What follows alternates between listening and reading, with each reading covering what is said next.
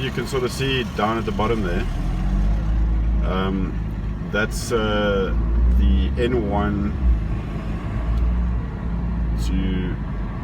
turn off going towards the Pretoria, just here by Woodmead.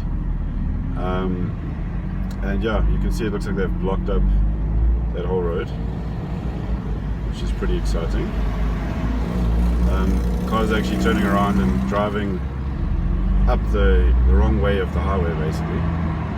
So yeah, pretty crazy. Let's see if we can get a shot of the highway here as I drive past.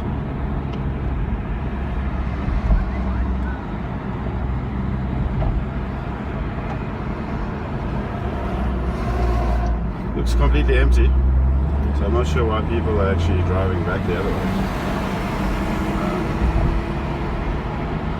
But yeah, welcome to Johannesburg, people, where we have e-tolls and Zuma and the Guptas and all kinds of exciting things.